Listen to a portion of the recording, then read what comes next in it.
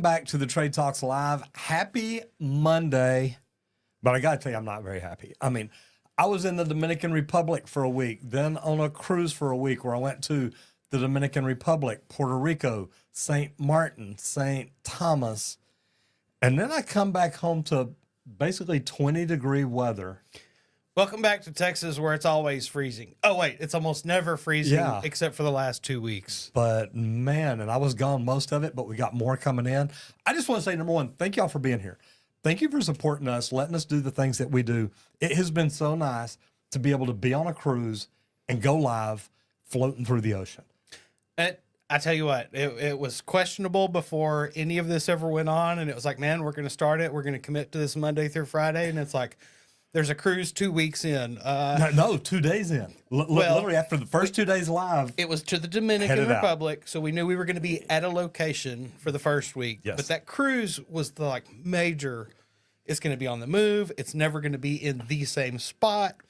How is this going to work out? And, it all worked out pretty freaking good. Yeah. We had some little glitches here and there because of poor connections at some locations, but for the most part, I feel like it all went really well. We made it work. At the end of the day, we made it work, and that's what it's all about. So I just want to say, again, thank y'all for making it easy for us to do what we do. I appreciate y'all being here. I mean, a lot of y'all jumped in, asked questions, and things like that. So thank you very much. Now, remember, too, this video is sponsored by, Leak Pro. And Leak Pro is the best leak detection system that there is for plumbers. It was designed for plumbers. I saw it the first time, fell in love with it, met the founder, met the guy who invented it. And I told him that day, I said, look, I love your product. I want this. I want to figure out more about it. And we ended up doing something together, and now the company's mine. But Randy builds it. Randy runs it. I help him with training up here if I'm not out of town. So just remember, this video is sponsored by Leak Pro. You want to find out more about it, go to www.leak-pro.com. So let's jump into national news, Randy. Man, national news, it's Monday. We lost TikTok for a little bit. I think this is huge, but I was so happy to have it back this morning just because, I like all the social platforms. I like to do my TikTok scroll. It was back yesterday. Did you realize that yesterday? I know. Okay. I know, but it was down for a bit, and I got on during this weekend to do my little scroll of the day. Negative. It's back, though. Back to norm. So we're good, and we talked about this because I guess right here during national news, we'll go ahead and talk about social media, and I have no problem with that because I was on a marketer's cruise.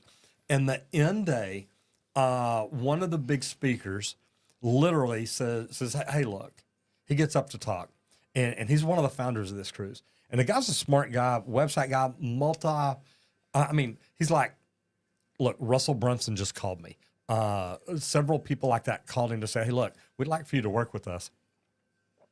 And he gets up to talk. And what he's talking about is YouTube. And he gets up and he says, look, I got to tell you, I said, we're up here. Everybody's given apps that they like and things like that. The one you need to be on is YouTube. And he spoke for about an hour about it. Neat thing is I'd already planned a breakout session that afternoon at 3:30. I'm going to be teaching YouTube. There were probably 50 people packed into this dining room area. And I had people come up to me later and said, look, I couldn't even get into where I could hear. And I was talking loud. And they said, no, we know. We were at the very back of these 50 people, and we can hear you, but not enough to understand every bit of it. So it worked out great. And I'm like, man, look, I've been doing this 6 years, guys. I'm ahead of the curve, but I can teach y'all to do what I do. And it was freaking pretty cool. But they had been talking throughout the whole conference saying, hey, look, TikTok's going to be gone this weekend. And we're like, yeah, you know what? We've heard that before. But two interesting things about it. As soon as it was gone, they put up the little flag that you saw that said, but Trump says he's going to help us get it back as soon as he gets in office. And then the next day when it's back up, how many of y'all notice this?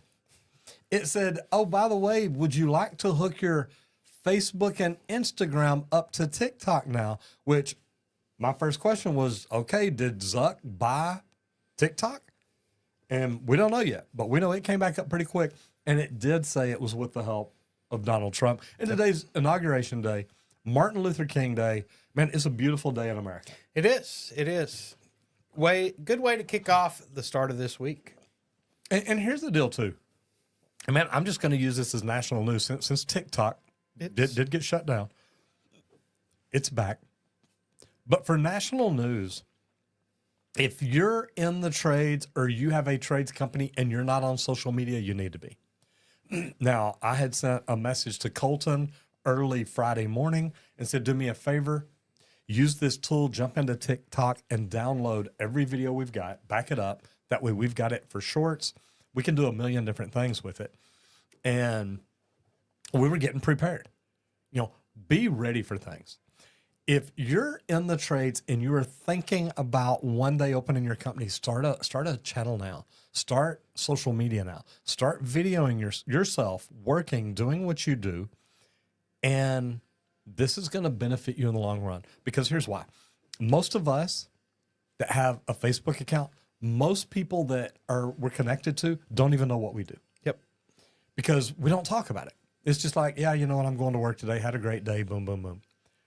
Start videoing yourself working on a water heater, working on a toilet, working on a kitchen faucet, tunneling under a house, doing a leak detection job, doing whatever you do. Because now your community can see what you do. And when you do things like this is going to help grow you. And I actually hired a kid one time. He came and applied for a job, and I hired him because when I'm watching him and looking at him in his resume, he talks about where all he posts at and what all he does. And I'm like, man, this is really pretty cool. So I was very impressed by that. Now, I know I kind of hogged up the national news time with social media. So let's talk about website reviews. And I know that you're talking about Rigid today. Yes. And I love Rigid. As you know, I've got, I don't know if y'all ever seen this. I've got one of these special 100-year pipe wrenches. We're on camera 3 right here. I've got one of these 100-year pipe wrenches. Love this thing. Never took it out. So Rigid turned 123. And I think you got one of these too. I did. And you're not even a plumber. Thank you, Rigid team. Man. I'm not a plumber, but they knew I was a pipe fitter. And I told them we use pipe wrenches just as much as plumbers do. But you just use the big ones. That's where I got the big green one from. Yes. Ours typically are way bigger sometimes, especially for some really old piping, because you get some 8-inch threaded pipe, that takes a big pipe wrench. So let's talk about their seasonal promotions.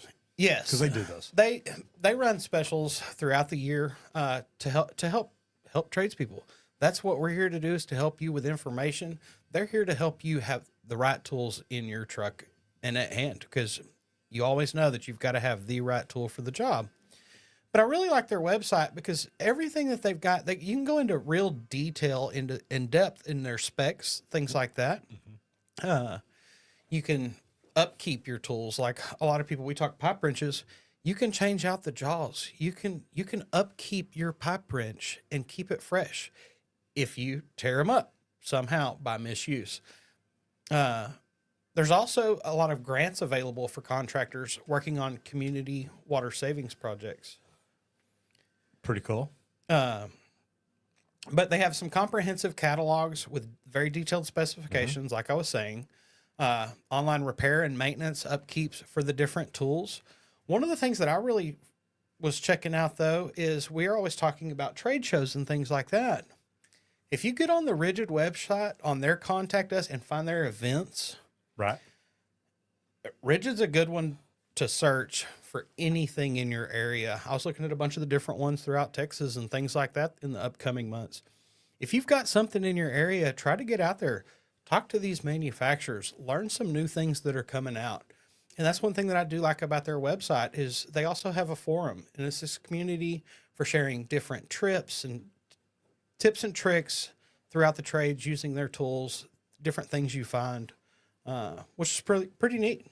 And the cool thing is, we're talking about websites, and of course we're talking about Rigid, but remember this too, that if you've got a company or you have a company or you work for a company, look at their website. How does their website look? Is it make it easy to find what people are looking for? So we talk about websites and we help people with CRMs.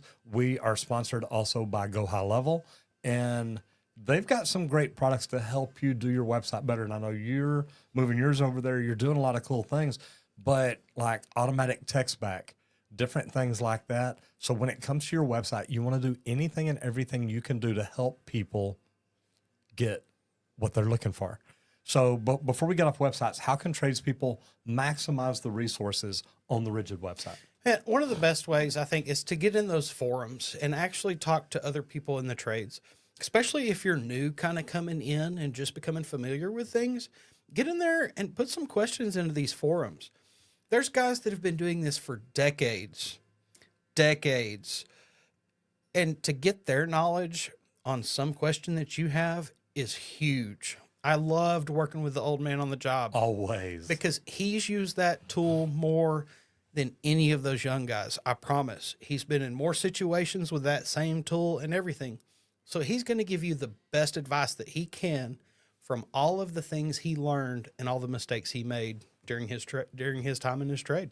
You know, and we mentioned seasonal promotion because they do their new tool release at a certain time every year. They may have different times of the year that they end up putting them out, but you know, they always run specials around Father's Day, around Christmas, stuff like that. But you can also use seasonal promotions promoting your business, because if you're trying to grow, think about the problems that people have. You know, Brown Friday, you know, in stores, they call it Black Friday. Yeah. Plumbers call it Brown Friday because that's when more stoppages, you know, they've cooked turkey and everything that goes with it, and everybody's throwing everything in the world down the garbage disposal, and it stops up. But seasonal promotions can help you attract new clients, because with so many things going on like that, every plumbing company can't get to everybody that calls. It's almost impossible. So this helps you attract new clients, but it also can help you fill the gaps and slow times of your business. So learning how to do things, and you're getting really good at Facebook ads. I have been having a good time with Facebook ads. You know, I was looking at a lot of, nobody ever. That's it. Like we've learned a lot of things in this last year, and I kind of stopped and said, you know what's the one thing that I think I need to learn the most that's going to help my business the most? Because I don't promote Leak Pro a lot. It's something that we don't do. We just kind of do our thing. We build the website, and it stays out there and it works. It does what it's supposed to do. That's it. And it's like, you know, I want more people to know about it because it is that good of a tool. So I said, you know what? It's time to learn ads.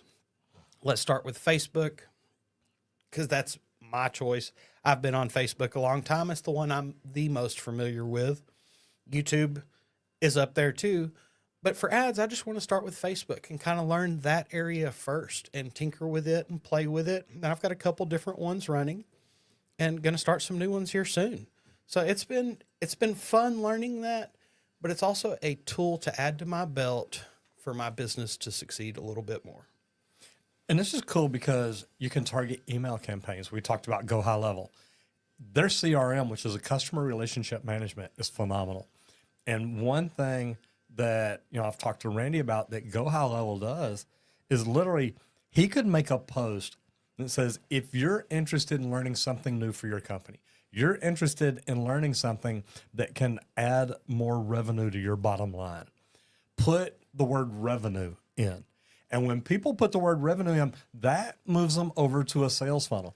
And the thing is, most plumbing companies don't have a sales funnel. Yep. So we've built a screenshot through Go High Level. And anybody that wants to learn more about that can go to, well, there it is right there at the bottom now.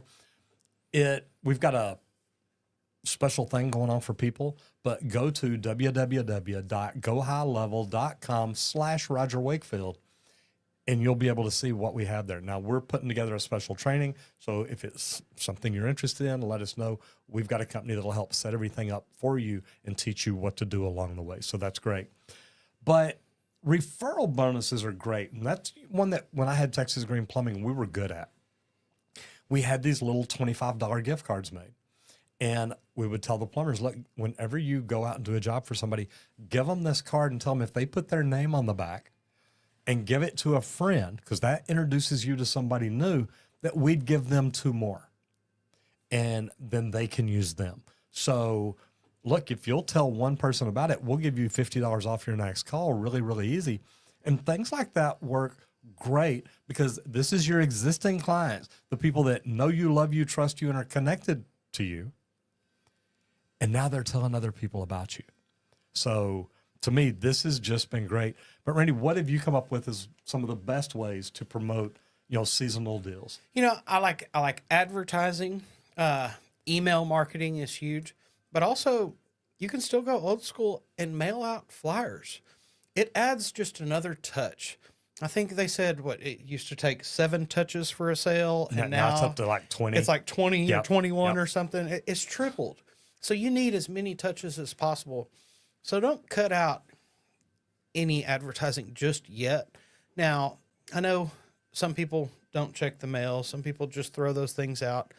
A lot of businesses, though, have to read their mail. They've got to check it. So if you're a B2B especially, and you work for a lot of commercial properties, things like that, this is going to be huge because somebody has to physically go through their mail every day.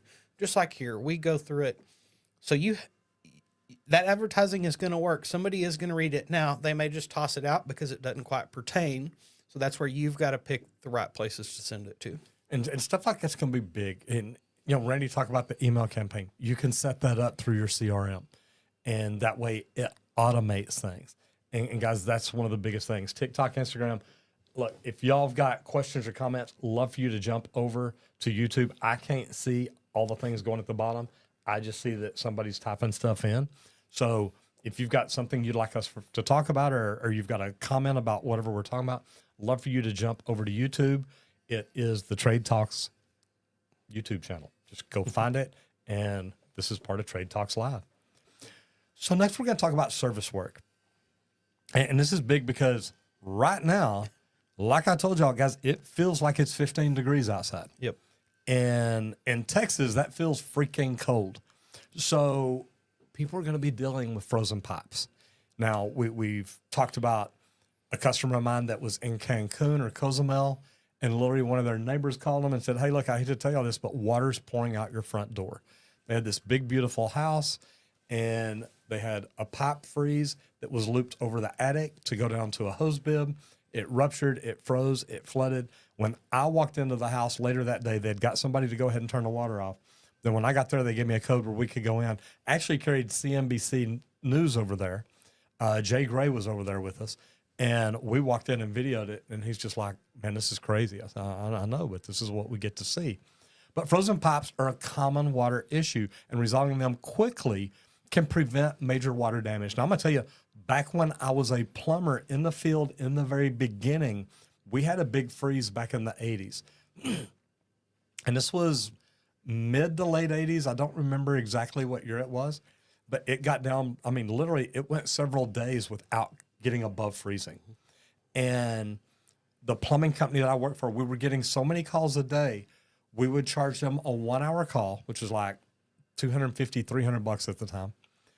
But we would literally show up, cut the line, cap it off. We're not even going to try to fix it. We are just going to shut it off where it's not flooding your house and turn your water back on. You can call us later. You can call somebody else. You can do whatever you want to do. But that was a lot easier to do than trying to shut down everything, put it all back together, unless it was just a simple, hey, cut it, put a coupling in, and you're going to be fine. We were charging that just to stop the major issue, keep it from flooding anymore, keep it from things like that from happening. So using thawing equipment or applying heat tape to affected areas can be a really big deal. So think about this. If you've got an area, we turn on I've got a faucet upstairs that I drip because I run water lines through the attic. I don't want them to freeze. So I turn that faucet on and let it drip every year. To be smart, we should go over there and run heat tape all along it, tape it to it. And you know what? When it gets down below freezing, it'll kick on automatically, and I wouldn't have to do that. So, and me being a lead AP, I hate wasting that water. But also check for cracks or leaks caused by freezing. I'll give y'all a big tip right here because this is one of the biggest times people realize they have a freeze break. They literally turn on the hose in the summertime to wash their car, and they've got a sprayer on it. So the sprayer's open, meaning it's not flowing water. Nobody squeezed the trigger. They turn the hose bib on. They start getting their bucket and their soap and everything out there. And then they look down at the bottom of their brick ledge and water is pouring out. Well, what probably happened is during the wintertime, they had the hose hooked up or they had it capped off or they did something, but there was water in the hose bib, in the frost proof. And it was at an angle. Maybe it was installed improperly, but it did not drain down and it froze and it cracked. Well, it's the hose bib and it's after the valve. So just because you turn it out here, the washer is way back here, but if that thing's full of water, it's going to freeze and break. Well, then what happens is in the summertime, they turn that on. It's just like putting a cap on it because they're not letting the water out of the end of the hose. So that starts spraying inside the wall. It's not good. So anytime you know you've got stuff like that, address it early, try to keep it warm, put heat tape on it whenever you make that initial repair, do what you have to do. But you want to make sure that you're using insulation solutions and you're preventing future issues using heat tape, things like that. That's going to make that all easier. So I was going to say, like anywhere that you do have any freeze break, when they come in to make that repair, tell them that you want to insulate that line right now to prevent this for the future. Which you should be doing anyway. But not everybody's going to think like that. And I hate to say that, but not all of us do. We're in there to fix the problem, and we want to fix the problem, but not think about, oh, how do we prevent this problem from happening again next year when temperatures do happen to drop here for too many days. But prevent that from happening again. Go ahead and put that insulation in because it's cheaper to do it while you're in there actually fixing the problem than to come in and deal with it later for just to insulate the next year. You know, and the cool thing about that is I always tell people it's better to have a job as a fire prevention officer than to have a job as a fireman. A fireman's running around busy putting out fires. The fire prevention officer is looking at things saying, how do we make sure we don't have this issue? So learn to look at it like that. As a plumber, get really good at preventive maintenance. Be the guy that says, look, I can teach you how not to have that problem again, and this is what we're going to do. So now we're going to get into MET. Am I off? No, yeah, Oh, okay. Right on. Okay, I saw mindset pop up over here. Colton, man, I see you got it quick too. But latest advances in leak detection technology overview. As y'all know, this video is sponsored by Leak Pro. We'll talk about that in just a second. But ultrasonic leak detection is one of my favorite things. And the reason being, I still remember the first time I bought an ultrasonic leak detector and used it. Literally was working on Medical City, Dallas, E squared, the E2, so the second emergency room. And we were running a med gas line from a main building over. It was a 2-inch line. We probably had 500 feet of pipe and we had a leak in it. And my guys had spent 2 days and could not find it. So I got an ultrasonic leak detector and went out there, and there was a piece of pipe that went through a sleeve, and the leak was up inside of that. So there was a coupling in the middle of it, which why they put a coupling there, I have no idea. Talked about that, but that's a whole nother story. But at the end of the day, I was literally able to put that ultrasonic leak detector, walk along the pipe, and when I hit this air, you know, air makes a frequency, it makes a noise, but it's so high pitched, it's like a dog whistle. It's so high pitched that we can't hear it. This thing can hear it, ultrasonic noises, and it picked it up immediately. The next thing is thermal imaging. I love FLIR. I love the products that they have. Matter of fact, we ought to talk to FLIR about what we can do with them to help promote products for stuff like this, because I think that'd be amazing. But this helps you find leaks behind walls, under floors. You can literally, you know, put it on the floor and it's going to show you where it's warmer. One of the big problems that happens when you have a leak under a floor, and I say it's a big problem, really, it's like a tool. If your floor's got a spot that it gets warm, that's where the dog's going to sleep. I don't care where he used to sleep. when he finds a warm spot in the floor, he's going to get it. And he's going to be like, look, in the wintertime, he's going to be like, this is my spot. So things like that are huge. But then there's wireless monitoring systems. As y'all know, I've done videos for Mow and Flow. I've done videos for Meter Dog, products like that. And I think that the remote leak detection systems are phenomenal. They detect movement in the water, and they make it really easy to know when you've got a problem. So stuff like that is great. But Randy, how can advanced leak detection tools improve your service quality? Well, so like, a lot of people ask me all the time, well, how is your tool the best? And it's like I tell a lot of guys, well, I need to know your situation and what you're doing, because you don't just want one of these tools in your truck. That's not always going to get the job done. I've got guys that ask me, hey, can you listen to walls? And it's like, well, yes, you can, but that's also a hollow space. So sound's going to travel different in a wall. So like a thermal imaging device would be a great addition to your toolkit to take a look into that wall and see what's going on a little better. I saw a deal on Homes where he was they had reskinned a house. It looked freaking beautiful. And he came in with his flurry shooting around. He said, but they didn't seal off around the windows. Now you have moisture behind it. Then when he pulled all the siding off, because they said, well, how do we fix it? Can we just do this area right here? He said, no, you've got to pull it all off to get to it, to do it right. Then they pull it off and realize they didn't have the moisture barrier in right. Well, now you may have to pull some of these windows to put that in right. So, man, it's tough. It is. And, some of these are things that they would not have known if they didn't have that device. So it's real important to have the right tools available for yourself. I always try to put the best tools in my kit I could possibly get. And sometimes that's knowledge. Sometimes that's a physical tool. It's going to be different for everybody. But you want to have as many tools in your kit as you can, because you are trying to provide a service. And if it's a tool that you don't have that's keeping you from doing your service, it's a tool that you need to add to your kit. And not only that, if it's a tool you don't have, your competitors probably got it. And guess who they're going to call? And when your competitor comes out and solves those problems, they may not be your customer anymore. That's it. You want to make yourself stand apart. Talk about Leak Pro. I was going to say, want to thank Leak Pro for sponsoring today's video. Leak Pro, where we like to support you in your trades every day. We build some of the best, most easy to use leak detection equipment on the market. It's acoustical. It's a listening device. But guys, you can hear the leaks. A lot of guys ask me, like, what's the difference between the Sidekick and the Probe? And it's like, look, the Sidekick has an aluminum rod. It kind of eliminates that layer of concrete whenever you're actually listening for leaks. And that's why you want to use it on the indoor versus the outdoor. They're both great devices. Every device out there has its place and its perfect use. They can be used for multiple things. Like mine can be used for pulls, for irrigation, for plumbing, for anything. It's sometimes a slower process than running through with a thermal imager and going, oh, there's your hot water leak. Boom, it's done. I don't build an X-ray device. X-ray vision's nice. We used to dream about that with Superman. It's becoming a normal thing now. There's lots of devices to actually see inside of some of these walls, and just from a different aspect than what we used to think of X-ray vision. But add the right tools to your department.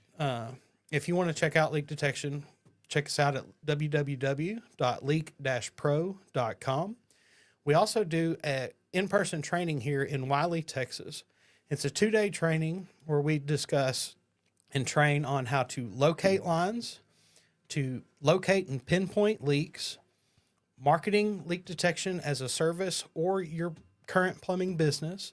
And then we also do sewer isolation test training, to where you can learn to actually isolate sewer branch lines from the main, from the double clean out outside.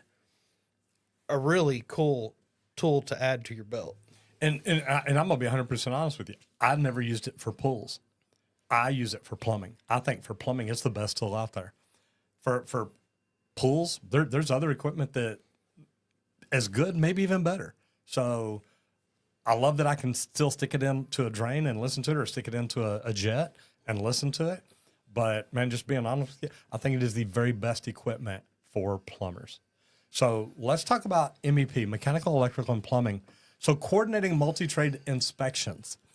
Now, some inspectors look at more than just one thing.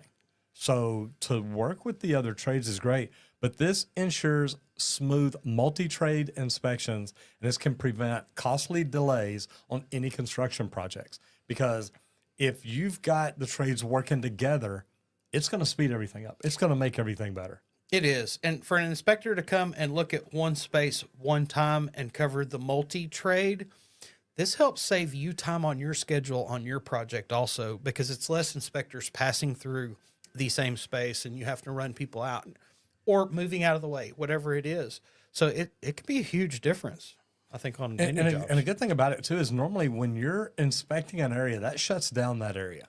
Meaning, hey, if we're testing the water on the 3rd floor, you can't do anything affecting the water on the 3rd floor.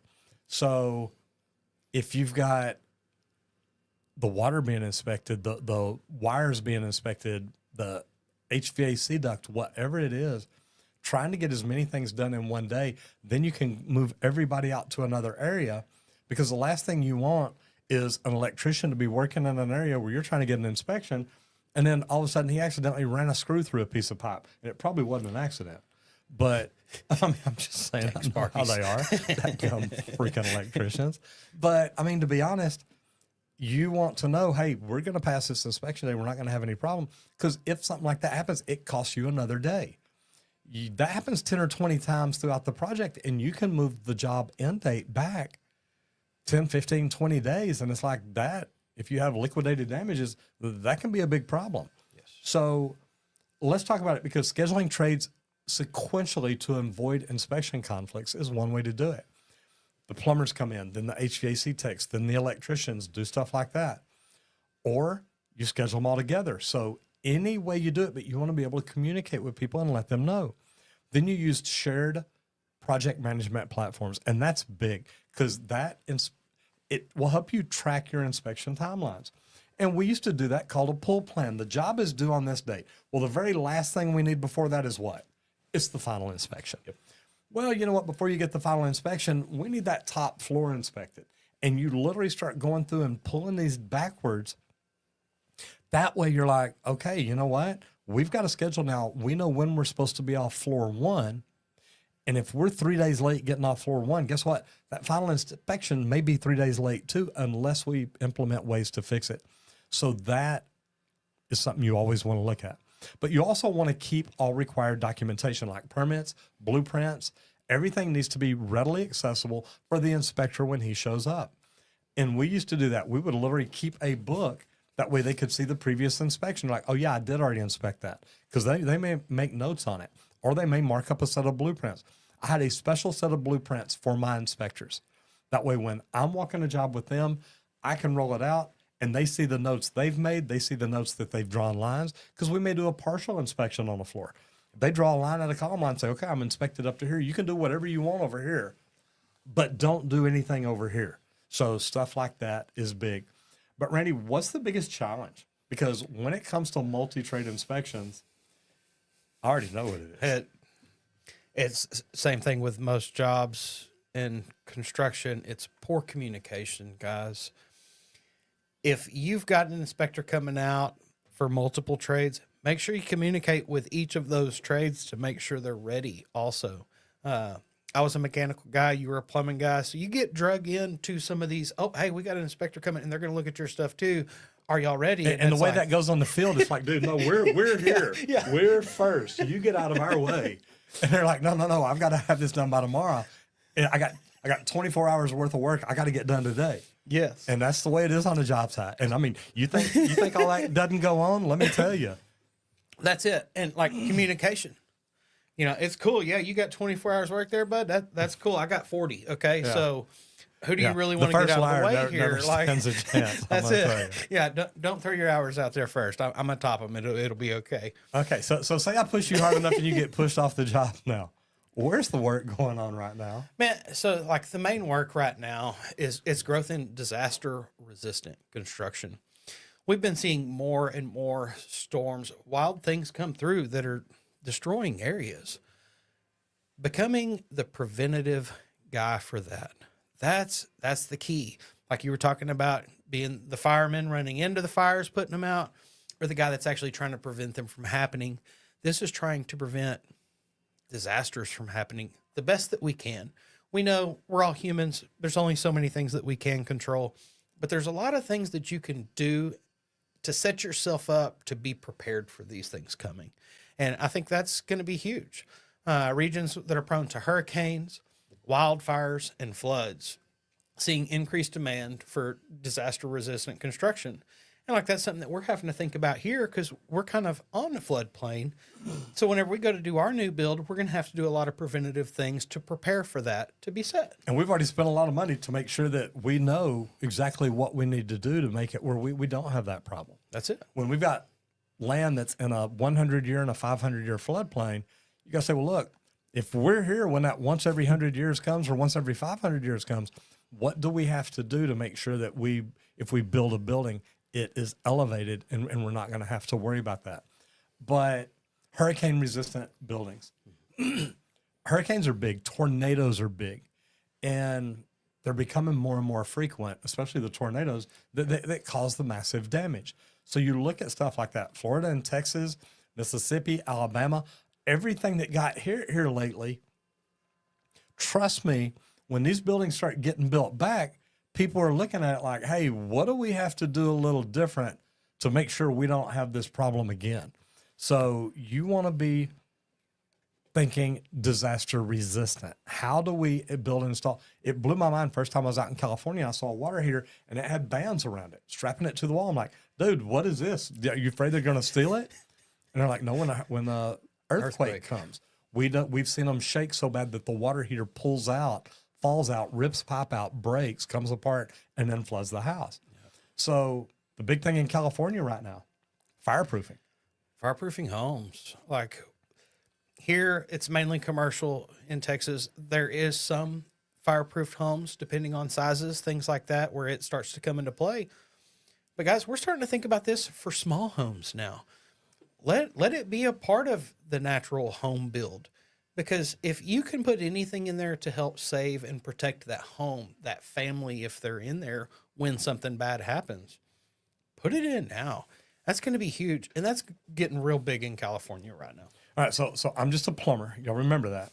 But my thought is, because I used to do fire protection systems commercial, and I'm licensed in Texas to do the residential fire protection systems, the multi-purpose. So they've got plumbing water going through them, but they're also a sprinkler head. So my thought is, what if the houses in California had a sprinkler system like that installed outside their house? It ties to their plumbing, but now there's a head out there. So when it gets hot enough that thing breaks, your house has this constant water spraying out. Yep. Just to keep it wet. I mean, all you're trying to do is cool that water below 1,400 degrees where it doesn't reach flash point.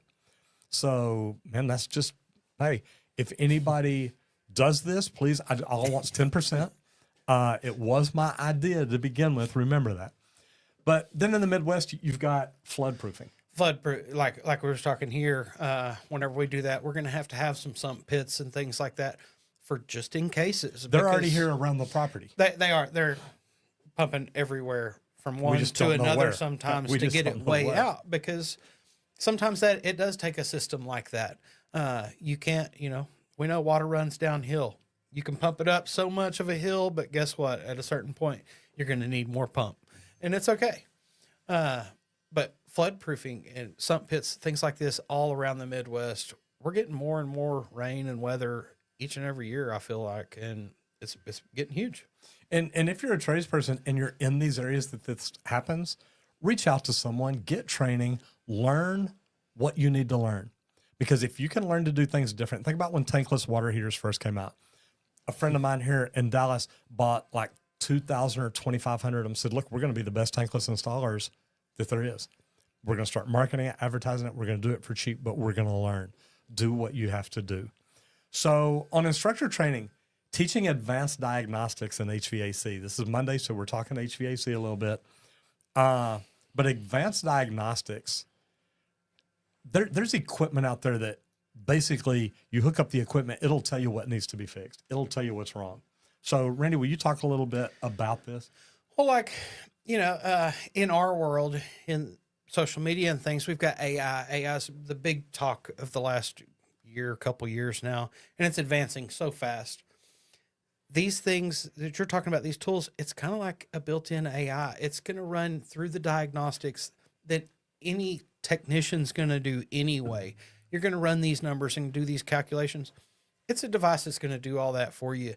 And then it's going to trigger something going, hey, oh, check their air filter or whatever it is. Like, I'm not sure the details that it all goes into. I'm not very big into the startup side of HVAC. I'm a piping guy. That's a commissioning agent. That They're yes. really, those guys know how to dial numbers in. I was going to say, I know a bunch of those guys. bet. They're awesome. I work with them a lot. They normally have no personality. They think numbers. They're just like, They'd just tell me what they needed and I'd do it. No problem, bud. Yeah, and I was let's joking get it about going. the personality in a way. Some of them, you know, some of them don't. Some of them are pretty do, dry. yeah. I'll tell you what, though, I made one laugh. We had one in a meeting one day, and we were working at the airport. Just a quick joke. We're working at the airport, and he needed to bring in some help, but it literally took like a week to get approved to work at the airport. You had to pass a background check, then you had to go through their security and training and all this, and it took about a week. And so he asked one day, he said, look, and we're in Texas, you know, we got the Mexico border to the south. I want y'all to remember this. But we're in a superintendent's meeting. He says, does anybody know if there's any way to sneak anybody into the airport without getting caught? And I said, yeah, but there's some tunnels that you can go through. But once you do that, you are now known as El Coyote. And I mean, everybody in the meeting just started laughing. But it's like, you know, you need people like that because they need to understand these systems and processes and how to walk in and what these numbers mean and what needs to be dialed up or dialed down. And it's like, hey, when we see this, this happens. I truthfully think one day plumbing pipe will be self-diagnosing. Hey, outside, we got a problem. And it's going to have Bluetooth, Wi-Fi, AI, whatever you want to call it. It's going to be able to talk to your phone and say, hey, you might have a sewer leak under your house, or you could have an issue. Here's where we're detecting the moisture. You won't need slab leak and leak detection and equipment anymore because they're going to be able to go in, pull up your smart pipe and say, ooh, yeah, there's a whole lot of water right here, and here's where it first started, so we know that's where it came from. Different things like that. But Randy, what is the most effective way to teach advanced diagnostics? Man, combine hands-on practice with a simulation tool. Like you've got new technicians coming in learning how to deal with issues. Simulate that. Simulate those exact issues that they're going to have to break down. If you know that this one issue that y'all are always having gets overlooked sometimes or misdiagnosed a lot, focus on that issue. Resimulate that and train your technicians to check that first. Don't overlook that issue because it is a common one. So I think resimulating that and letting them get their hands on it to actually fix it goes a long way for anybody to learn. And I tell you what, and I love the resimulation, but also whenever I was a service plumber and I had an apprentice with me, once I knew what the problem was, I just start looking at the apprentice and say, hey, you tell me, where's the problem? And, you know, you get good at that, but if you don't let them get good at it, I mean, they're never going to be a good technician. So use things where you have that opportunity. You want to give them the hands-on practice. Let them play with it and figure it out. And a lot of these problems, guys, we can't resimulate. There's no way for us to say, hey, look, I'm going to make this house flood again. Well, no, let's don't do that. So things like that are real big. But when you do that, when you have the opportunity, think about the people you work with, the apprentice you're trying to train or anything like that, and see if there's anything that you can do to help them. We're talking about smart stuff coming along, but when it comes to stuff like this, become a specialist. And we did that with slab leaks and leak detection for our company. But there's smart irrigation systems to help you conserve water now. Now, you know, we were always taught, look, take like a tuna can, lay it out in the yard, run your system for 10 minutes, see how much water it gets. Is it getting the inch of water in that can? Because if it is, your grass is getting that inch of water that it needs. But we really don't have to do stuff like that anymore. We don't. You know, like one of my favorites is whenever you're driving into work early in the morning, it's freezing, let's say like today, and you see sprinkler systems going off and spraying frozen water everywhere, and then the heads freeze and they break, and all these issues. If you got a smart irrigation, it knows the temperature outside and it knows do not open any valves today because it will create problems and issues. We talk about smart things all the times, and the reason I brought this one up is there's smart devices for every trade out there, guys. This is irrigation. It's going to check the temperature outside. You have some that watch for rain. Did it rain today? And those are amazing. Like, that's it. Like, that's a huge one too, is it rained 2 inches today. Guess what? I don't want my sprinklers going off tonight when I get home. I don't need that extra inch in my yard. So, smart devices are becoming huge in every trade on the market. Study your trade. See what devices are available in your trade to offer for your customers. And even to add on to your own home. Like, I don't have irrigation. I was going to say, not just personally, for irrigation. but that's it. Like, not just for irrigation, for power, for water. Like, we're talking, leak detection. Like, a lot of guys ask me that. And it's like, look, my favorite part is the preventative side. Something that's actually a gauge that says, oh, hey, this is wet. Something's going on. Check this out. I think that's huge. That's where we're headed more than anything, is preventative the best we can. But the problems are still going to happen. So you're still going to have to go in and fix the issues.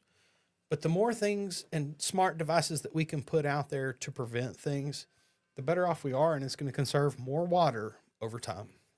And one of my favorite things is a little bitty plumbing device. It's called a Ladybug. I think they're $25, something like that. But you install this at your shower head, and literally you climb in your shower, you turn the water all the way over to hot. And then once that water reaches 95 degrees, this Ladybug kicks in and shuts the water down to just a drip. That way it stays warm. So when you're ready to climb in now, you pull the little cable, it turns the water back on, you move it to wherever you adjust it to the temperature you want. Now you didn't waste a bunch of cold water, meaning running hot and cold, waiting for it to get hot. You just ran hot. Once the hot water gets there, you adjust it to your temperature and you're good. And I'm telling you, I think that is one of the smartest things. But if you're a salesperson or if you are an irrigation person, what is the smartest way to come up with a good selling point to help people understand why this is important? Well, first thing, you can hit their pocketbook. Most customers love to hear how they can save money. That's huge. But also, remember, when you do these things to help conserve water, you are joining in on water conservation acts in your own space, in your own home. Promote that to people. Customers love to hear sometimes, not all customers, and I understand not everybody thinks of it the same way, but a lot appreciate you taking the extra efforts to conserve water in your space, in your home, in your building. Like, we talk a lot about LEED and stuff like that. People do notice manufacturers have only LEED buildings. And some people are like, nope, that's all I'm buying from. The future, that's what it's all going to become. Everybody's going to have to be, efficiencies are always getting tougher and harder to meet. Requirements on what we're selling and what we're doing and the services we provide are going to increase also. So start moving in the right direction now is what I think. And look, when you do things like that, it's going to make a difference in your bottom line. It's going to make a difference in your customer's relationship to you.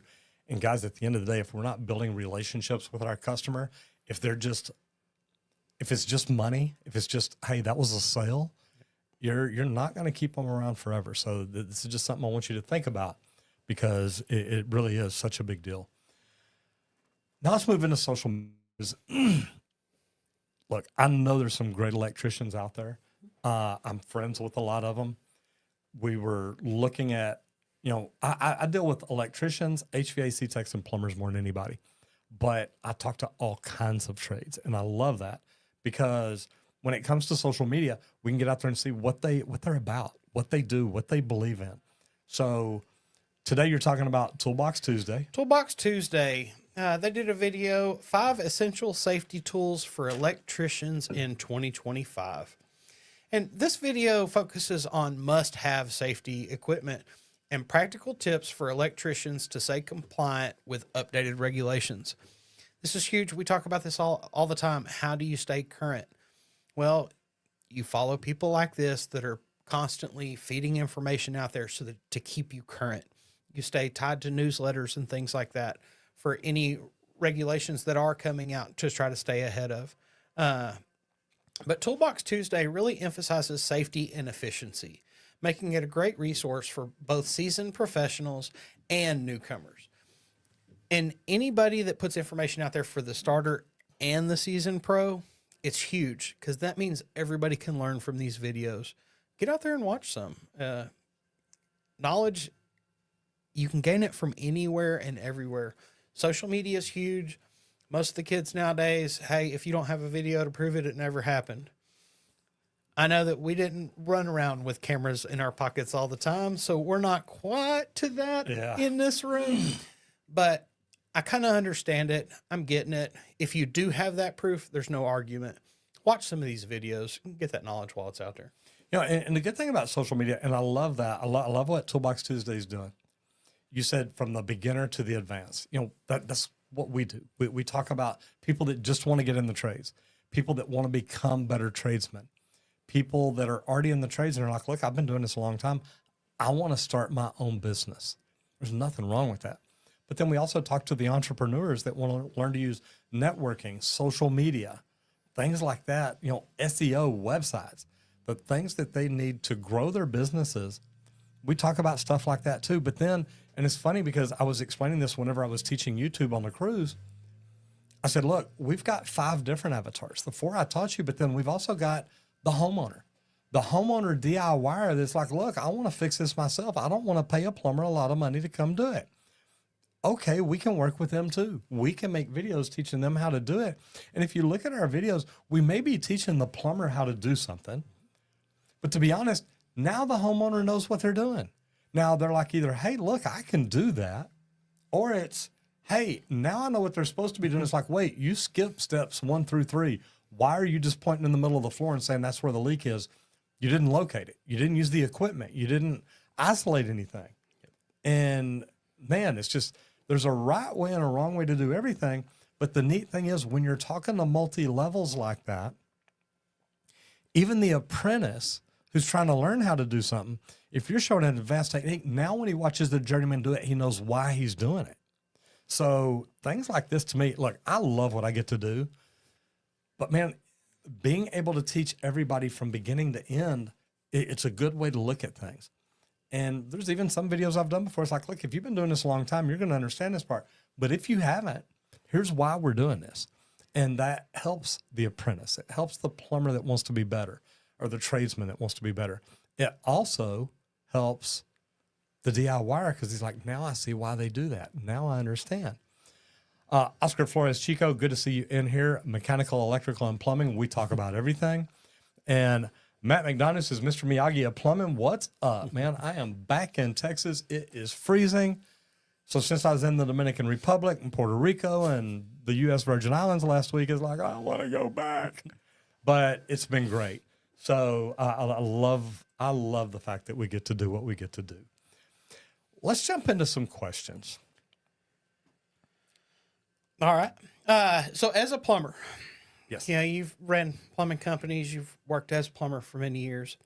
What's the best way for me as a business to prepare for frozen pipe calls that are coming? Man, I got a great one. And this is a problem we ran into, 2020 when Snowmageddon came through. Stock up on fittings. You know it's coming. And to be honest, look, I don't care if they're shark bite caps. I don't care what it is. Stock up on parts for the tankless water heaters. The tankless water heaters built inside the side of the house, they're not built to be out there when it's 15 degrees outside. And if you don't have it insulated, if you don't have it circulating, you don't have things in place, those things were freezing up. And it's like, hey, we need 300 heat exchangers today. It's like, well, we can't get them. The manufacturer didn't have that many around. So start thinking about that now. What product do you sell? Do you sell more Navien than anybody in the country? And if you do, what kind of relationship do you have with Navient? Can you say, hey, look, it's getting ready to freeze here next month. It's November. We know December and January are coming. Can I get 20 heat exchangers for replacement for this particular model water heater? Because we sell more of these than anybody, and I want to make sure that I got my parts in case my customers need it. So start looking at stuff like that. And if you don't have it, I used to thaw pipes with a torch, meaning you've got to open up the side of the house, whether it's brick or whatever, because they're like, look, my pipes are frozen. I want you to thaw them out. That way, if it does break, you're here. We shut off water. We do this. But, I mean, they make pipe thawers that you can hook up, and it'll run a current through it. So there's a lot of different things that you can do. But be ready for it before it happens. Don't wait till today. Wake up and say, oh, it's 15 degrees, and customers are calling me saying they have freeze breaks. I might ought to go buy some more caps and couplings and stuff like that today, because chances are they're already gone. Shelves are going to be empty. Shelves are going to be empty. Even at the big box store, guys. Yep. Don't think, oh, well, all the plumbers are going to Supply House. I'm going to go down to the box store. No, you ain't. They went there first. It was closer. I was going to say, typically the box store is the first stop because it's close. Then you go a little bit out of your way to get to that plumbing supply if you need to. But most of your smart guys, they are prepared for it before it even comes. All right, so question to you. What is the most advanced way or the most cost-effective way to invest in the more advanced leak detection equipment? I'd probably say like a smart valve device for your home, to where you, whenever you get that call from the water department that it's still flowing, or the smart devices that actually monitor it yourself and tell your phone, hey, there's still water flowing, but you're typically not at the house at this hour. Is there a problem? Shut the valve off. Some of these type of leak detection devices are huge. They don't cost a lot to have done or installed on your home either. And it's a huge advantage for people today with leak detection, I think. So what's the most cost-effective way to adopt that as a plumbing company? Because my thought was I would be looking at the ultrasonic leak detection. I'd be looking at stocking valves. That way I can always offer it to customers.